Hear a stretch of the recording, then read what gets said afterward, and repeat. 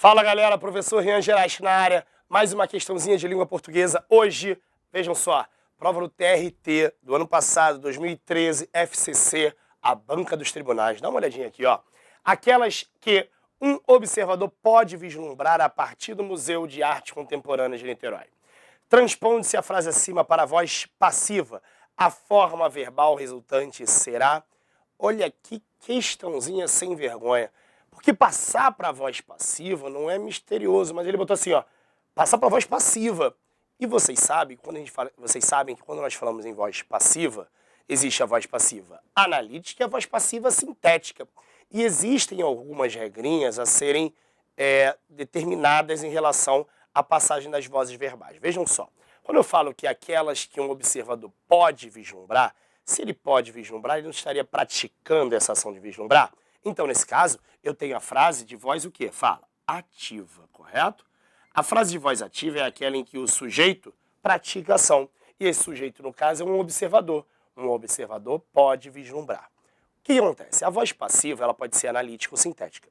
Quando a gente passa da voz ativa para a voz passiva analítica, existe uma regra muito simples, muito tranquila, que é a seguinte: ao passar da voz ativa para a voz passiva analítica, sempre vai aumentar um verbo. Sempre vai aparecer um verbinho a mais. Então vamos traduzir, vai. Se eu tenho um verbo na voz ativa, na passiva analítica eu vou ter 2. Se na ativa eu tiver 2, na passiva analítica vai ter 3.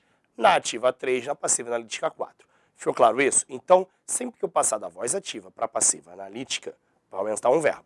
Então vejam só, se na voz ativa eu tenho pode vislumbrar, que são 2, na passiva analítica eu vou ter 3. Então nessa brincadeira você, ó, letra A, pode ser vislumbrado, é uma opção. Vislumbra-se, aí é que começa a gerar o problema. Porque o que acontece? Quando aparece o C, esse C é o famoso PA, a partícula passivadora, que está presente aonde? Vai na voz passiva sintética. O que acontece? Quando você vai da voz ativa para a passiva analítica, aumenta um verbo. Mas quando você passa da voz passiva para a passiva sintética, da passiva analítica para a passiva sintética, perde um verbo. Então, o que isso quer dizer? O número de verbos da voz passiva sintética é exatamente o mesmo da voz ativa.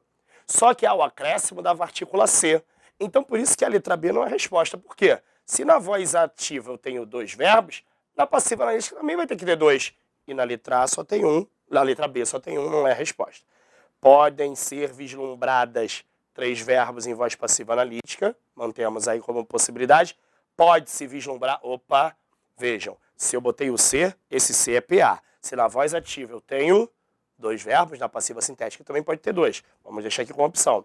E podem vislumbrar sem condições, porque na verdade ele está mantendo como voz ativa. Podem vislumbrar? Jamais. Pode ser a resposta. Bom, temos 3 opções aqui como resposta. Vejam só. Aquelas que um observador pode vislumbrar. Vejam que aqui eu tenho o quê? Que retoma a ideia de aquelas. Quer dizer que um observador pode vislumbrar aquelas. Sejam aquelas o que for. Aquelas coisas, aquelas pessoas. Vislumbra aquelas. Aquelas é o complemento do verbo vislumbrar. Então, se um observador pode vislumbrar aquelas, quer dizer que aquelas podem ser vislumbradas. Nesse caso, aquelas que é o complemento do verbo vislumbrar passa a ser o sujeito da voz passiva analítica. Então, nesse caso, eu tenho que ter 3 verbos em que ele tem que estar no plural, porque o sujeito passa a ser aquelas, e vislumbrar é um verbo principal dessa locução, que no caso vai concordar também, porque o verbo é uma forma nominal de particípio, na verdade, então concorda. Galera, você já percebeu que tem a resposta aqui? Aquelas que um observador pode vislumbrar, quer dizer que aquelas podem ser vislumbradas pelo observador. Nesse caso, a resposta é a letra C. Gente, quando eu fiz a questão do número de verbos, isso é uma forma de você já ir eliminando. Mas eu acho que transpor da voz ativa para a passiva analítica é tranquilo. Talvez muitas pessoas devem estar se perguntando, Rian, mas como é que seria na voz passiva sintética? Eu digo para vocês, vejam só, no caso, podem ser vislumbradas na voz passiva analítica.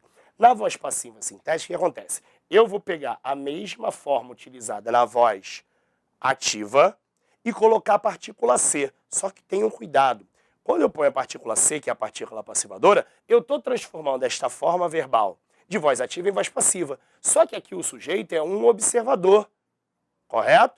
Um observador sujeito no singular, por isso que pode vislumbrar, está no singular. Porém, quando eu passo para a voz passiva, o sujeito não passa a ser aquelas.